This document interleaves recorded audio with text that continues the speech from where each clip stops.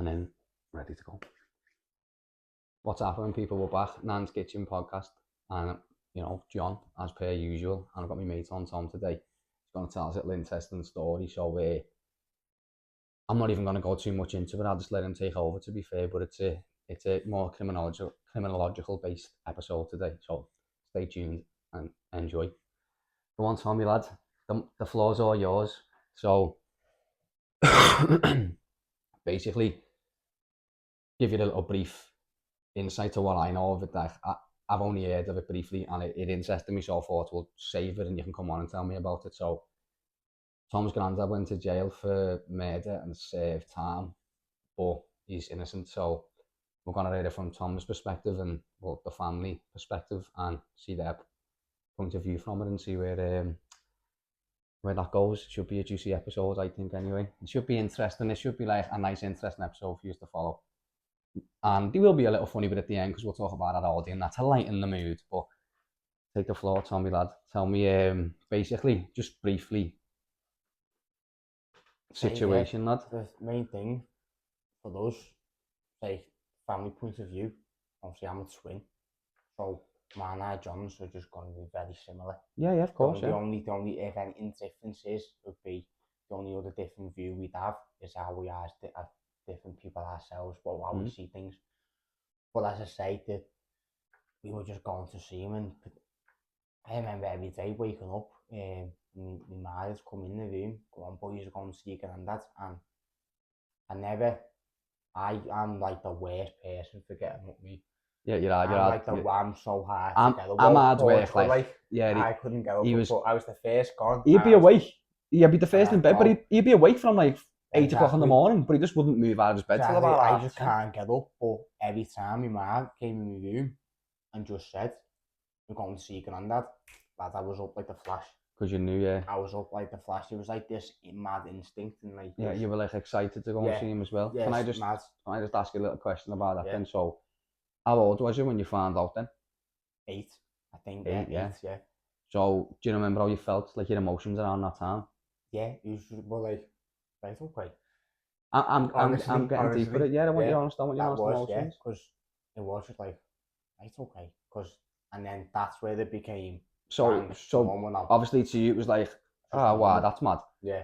Well, that ties into what we were speaking about in it's sometimes in reality, man, you get it with something and you've just got to take it on the chin, haven't you? And if you can't change it, there's no alternative but to accept it. I'm glad you brought out the start, because I'll get into that later. We aren't just talking about the family point of view, just like how it's affected in life, but not even in like a bad way. Because the amount of times you speak to people and you say to people and they're like, oh my God, because everyone knows someone who's in the nick, or knows someone who's someone. Yeah, of course, yeah. Everyone, especially everyone knows someone. And you do start speaking to people. And they're like, oh my God, my fella's doing this time, and that. And they're like, anyone else with any family? And you just say that, and then it just kills the conversation straight away. Like, you know what I mean? Like, they can't say it, and like, they're crying their eyes out because that Muppet's done something that he deserves to go down for. And he's only got like 2 years or like a year and a half or sentence or something like that. Okay. And it's nothing to do, and they just like straight away, they know they can't say anything. So you just shut on the conversation down, straight away, like you don't want to have that conversation. It's that way you're getting not even that, it's just that people, that's why I'll happily talk about it with anyone for a long time, but that's people's reaction straight away. People don't know, they just shut it down. People don't know, like, because people know they're like, oh my God, I can't say, man, I can't moan about man. I don't know what to say. I don't know. You can't compare. But you can't compare certain things. That's certain things. It's like in some other people's lives, there be people you say stuff in your life, and I'll be like shocked about it. It's well, as they say, lads, people deal with things differently. They've got their own threshold, bro. Roots, innit? Exactly, lads. Yeah. But going back to where I remember just waking up, and I just even remember the whole journey down to it was HMP Dovegate. Or was it, yeah? Saw him first. I didn't even know Dovegate had a jail, lad. Yeah, it sounded like, I can't remember this. But the main one I remember, that was young kids. Yeah, of course, yeah. So the main thing when I remember 9 years of age, very young, lad. No, that was that was when we were like very babies. When you were young, so yeah, like yeah, 8, okay. 9, it was HMP Buckley Hall Rochdale. Oh, so you don't, so you were young when you, Yeah, so you wouldn't have really knew how to feel, how you felt back then. Yeah, okay. There was another prison where I remember going to see him. So this is, sorry, so this is basically your first memory that you can recollect fully. So obviously can't remember any from the first one. I'm trying to signpost the listeners, you see, lads, so they know where we're up to with it, because you're going here, there, and everywhere. So I just want to say, I'm just letting them have I'm having a little poke every now and then. So basically, your first ever memory was this. Your full recollection was this. First memory I've got even now. It wasn't the first one. It was like the second one, which is in HMP Buckley. It's another one. Now obviously moved there, and the only reason I remember the second one when we both, I think, 4, 5, 6, is because it just had this like massive play area, and I had this like big red slide that go down all the time. You gotta remember that as a kid, aren't you? Yeah, stuff like that. I remember it. Stays in your head, lad. And then after that, it was HMP Buckley, which is where we 8 years of age since we were about, I think it was around, I'd say definitely 14, definitely 14. Definitely 14, because I remember speaking, and my granddad was saying like, I'll be out like when you're around 15, 16, and my first thought is to get people in the town, because people think, you never think about this first. I thought my first thought was, bloody hell, I have to go through school before he gets out. But that was my first thought. That's your first thought. I had to go going through all of that, and then but yeah, there was HMP Buckley, which all the memories from there, really waking up and going down to see him. Just in all different prisons as well, but your main memories from there. Yeah, because for years and years we went to HM Buckley and HMP So Buckley. let me give you a little summary where we're up to now. So he went to jail when he was very young. His first recollection was 8 or 9, going to a different prison, and then he said he's been for years now. He's been visiting jails. He's been going to different places, and obviously we're up to the point where he said he seen him when you were like 14. 14, did you say? Didn't you say you seen him when you were 14? He said he won't be out till you're 16. No, that was when I was like 8. Oh, so that's when you were 8 and 9. So I remember it was around like he was definitely there. So I was like 14 still. Oh, okay, I get you. I can't remember. So you know he was definitely still in jail, so you were like 14. Okay, I got makes more sense. Still in that one. I have to just ask that because when he moved again, I can't remember how old I was. I think I was 15. I might have been about 50. He might have been there till 15, and then he moved on, and then he got out. Do you know what I mean? So he's been to like 3 different prisons at this point, is it? Yeah. So after that, when you're 15, 16, go in somewhere else. So when did he get? When's he? I don't know how long he done that one, but it weren't like it weren't. I remember him saying like it's not like a prison here, because they do. It's just like for all the people they know they're gonna trust when they I get what you're saying. They've been. He's done his time. He's been moved to like a catty prison where you've got a bit more freedom in there, and because you know you're not a danger to society or yourself, so you get moved to a different prison. Yeah, exactly. So he's getting, obviously that's where you start to do your rehabilitation, rehabilitation should happen from day one. As soon as you enter the prison, you should start getting your rehabilitation till you leave the prison, so you're ready to enter society, which is where we fail a lot of people in our justice system, a lot. But I won't go into that too much. Yeah, so the main 3 things, because I remember that, and then I remember loads of stuff, like I remember like just going down there, and then the whole process of you waiting, you go somewhere else, you wait in this area, and then you get called. You get searched. People going to so all the people going to see him get called. This is a mad one as well. So we're back to that a bit. So when you were like, when you first went to see him, you're like 9 and that, and you're getting searched then as well. This is around Buckley's when I was like 8. That's when obviously they search in every prison, don't they? That's when they search. Was the checks? So in comparison to when you were 9 to when you were 15, would you say you got more of a thorough search when you were 15 than you would when you were 9? No, it was all the same, I think. Was it? Yeah, just a similar. The dog smelling you. Oh yeah, they sniff you for drugs. Okay. More different like with mine, I think, and dad's but like I just got like, because they're adults, I got you just got a little quick pat down. Yeah, okay, that makes sense. Patted down a bit. But because when I was 8, we go see him in that prison in Rochdale. Yeah. All the memories, I still remember them all, like the conversations we'd have, the people we met there, the people say he's in for this, he's in for that, or you know, because at a visit. So when you're getting in there, sorry, you're in prison stories from other people. So you're getting like, he's in here for this, he's in here for that, they're in here for this. Yeah, exactly that. And then you're hearing all madness. And now, what was that like for you then at a young age to be like, did that have an effect on you? No, it was like, wow, what's that? So you were interested, So it was more interesting and it wasn't scary. So can I ask you another question then? Go on. So because of this, and I know obviously your granddad, obviously you're saying he's innocent but he served his time. But from you visiting these prison systems and stuff like that, did that deter you from wanting to commit crime as you grow older? No, like, never wanted to. So it deterred you away from it, that's what I'm saying. Yeah, because always, at the visit, my granddad would always say, and I remember the certain part, it was always the left part, like as soon as you walk in, the furthest part was where obviously everything was, and the people who obviously have the glass in between them. Having the conversation. Have like the face to faces, with everyone.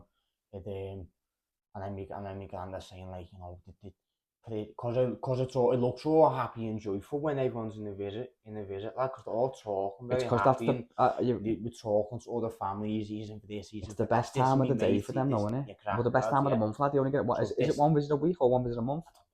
Well, just think, lad. Well, see what I mean. If you're only getting there once or twice a month to see them, lad, that's the happiest time of the. Yeah, exactly. And you're talking to other families, month, lad. You know, my dad talking to other like wives and husbands of, or like in the same, you know, the wife to the husband of whoever they're going to visit, and their kids, their grandkids. Remember loads of visits, like you can say, oh, these are my grandkids, and someone else like, oh, these are my grandkids, you know, waving and stuff like that. You just obviously get down to talking, and then but I remember like people going stories like, I can't, there's a certain name which I wish I could say it was inside and I probably will tell you something I can't say. No, it's alright. Well, you can tell me that off camera, lad. But there's people who went up to me granddad who said, go and shake that man's hand there, because he's in for prison for life, something he didn't do, and he wakes up with a smile on his face every single day.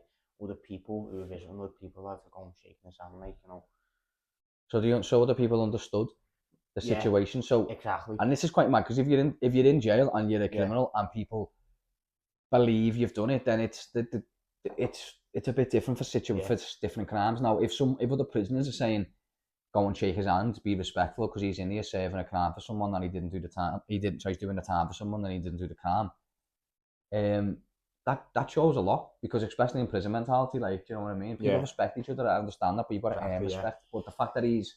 Exactly, and that's funny enough when speaking know what I mean? People about who have been in prison and straight away they can't even say anything else about it, bad against they can't come in, because they're like, wow, you know, like, this is just amazing, like, what, because it's bad enough being in there, they like people who've done time, like themselves, and then when you say someone's not done something that they haven't done, and he's done it, they're like, wow. So even like all the screws knew he was. That's what I'm saying. Well, it's hard if someone says that they're innocent and they're in jail. People don't believe them usually. That's what I'm saying. I think it was his character as well that got a lot of people's attention, like his character in the way. Because for 21 years, he stuck to his word for 21 years. There's that thing where you can say, where like you can admit doing it or say that you've done it and you can get out earlier. He didn't even do that. He went, no, because I didn't do it. I'm not going to do that. I didn't do it. Yeah. I'm not going to accept a guilty plea, even though I'm already doing my time.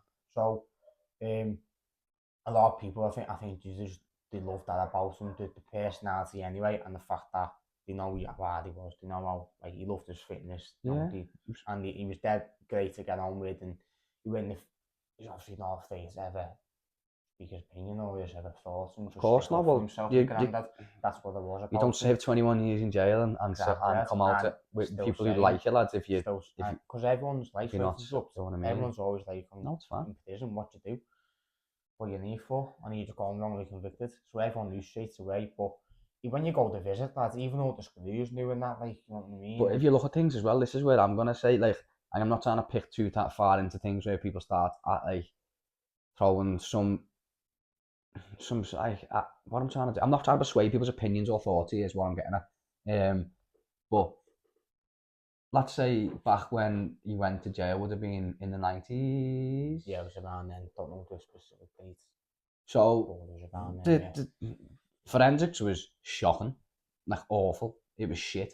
So you know what it was though. yeah. Like, Yeah, 100%. there's That's not why I we went didn't down, have lads. what we've got now then, and a lot of people were wrongly convicted back then, and Yeah. especially earlier years than that. But I mean, like, it's only like now coming out, and it's only it's.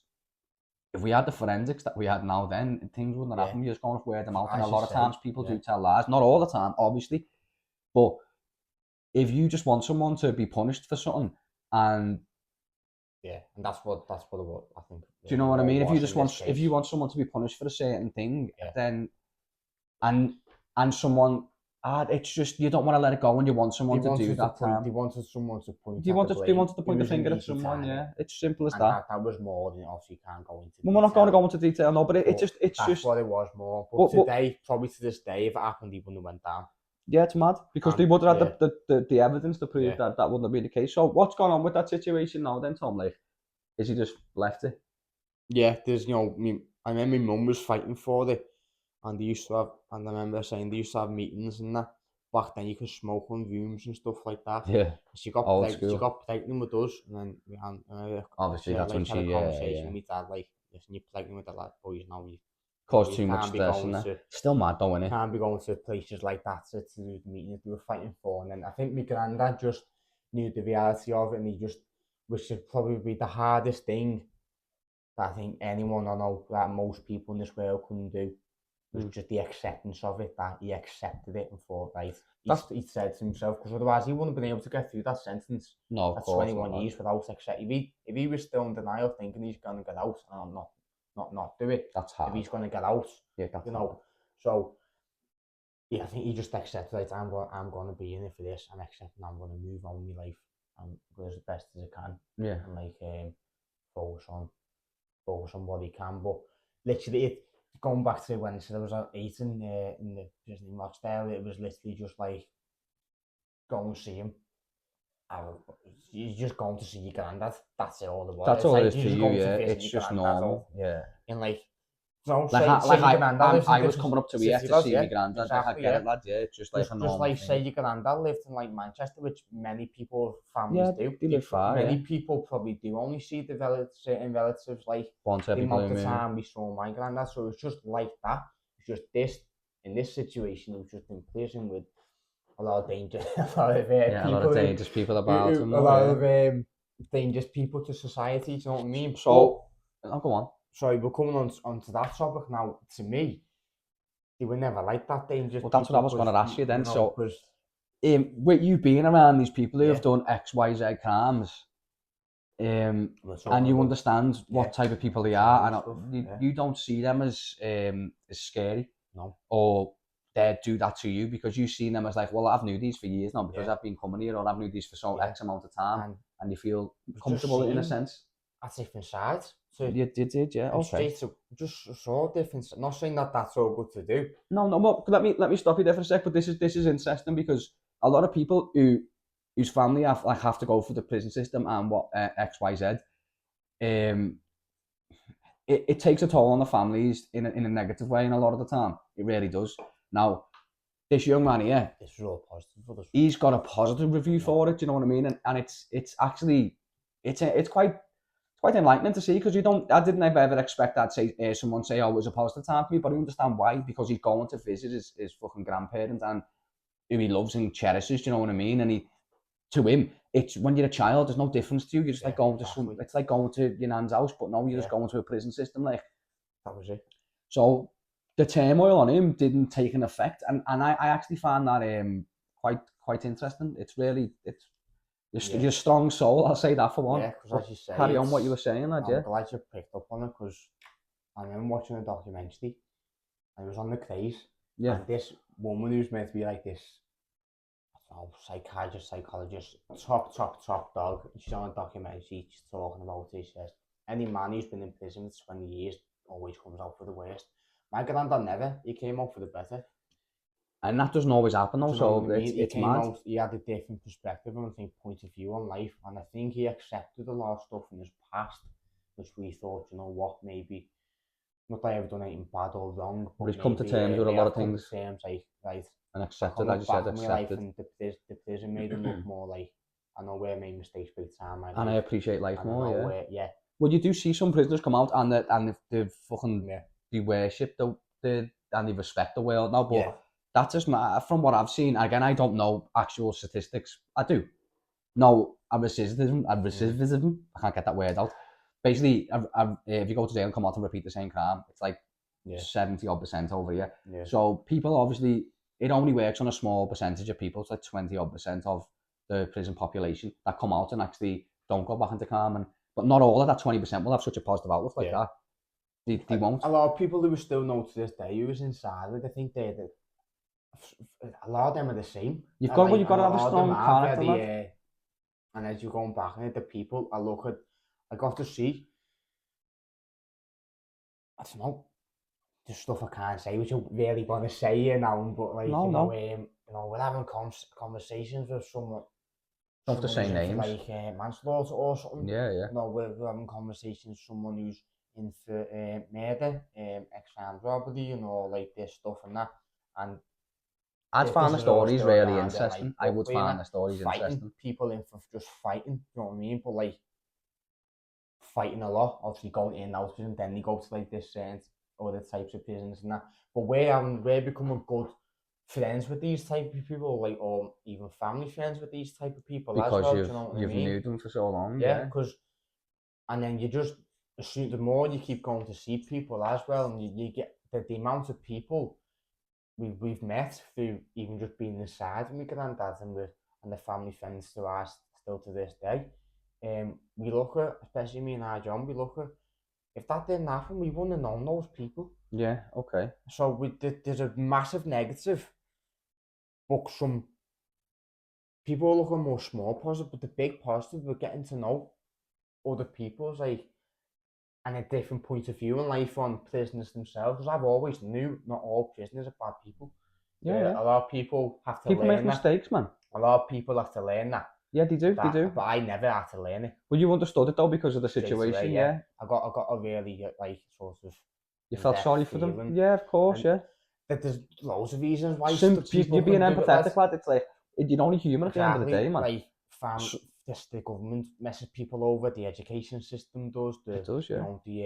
People's do you know why the way they're brought up, and they can lead to stuff like that. And it can, yeah. do you know why a lot of people society, like though? that? Do you know why a lot of society portray criminals as so scary, dangerous, keep them in their locked away? It's because of the tabloids, lad. It's all because of the news and how the news portray people. Yeah. And because the news portrays people as dangerous or violent or vindictive, because they do that, then no one wants a prisoner to be freed. They want them to have much time as possible. Like, even like you see like a trial by media, like there's a lot of things that have happened. Like Amanda Knox, for instance, she got a trial by media. So she was already like guilty before she weren't even guilty. The evidence shows she weren't guilty, but they hid and it's just mad. Like, but she's perceived as guilty. Do you know what I mean? Same with a lot of things in like I don't want to touch on it too much, but like headlines in the papers about certain people doing certain things, and they come up, they never. But we all have that opinion of them. Then it's just it's too powerful. Yeah. And the news of word of mouth from news and tabloids is crazy. Not the people who are actually sort of involved. No, it's not. Yeah, it's not. It's like getting someone really speaking about a job and you've never even done that job before. No, it's mad. But lads, I like even the Echo, lads, I've like recently, lad, it's just, you flick through it, and obviously you've got the crime stories, then you've got all mad different stories. But it's local though, do you know what I mean? That's why I like the Echo. You see local, as much as I don't like to see shit happening locally, because it's just like, oh, fucking crime, or like this mad stuff's happened, or that mad stuff's happened, or someone's being killed in a car crash. It's mad. But that's based locally, so that's the Echo, lad. At least like that's local papers say more for working class people. Do you know what I mean? But things are changing, lad. All the big tabloids, they don't give a flying fuck, lad. Because all the literally come back onto it, because I'm still on about Buckley all day.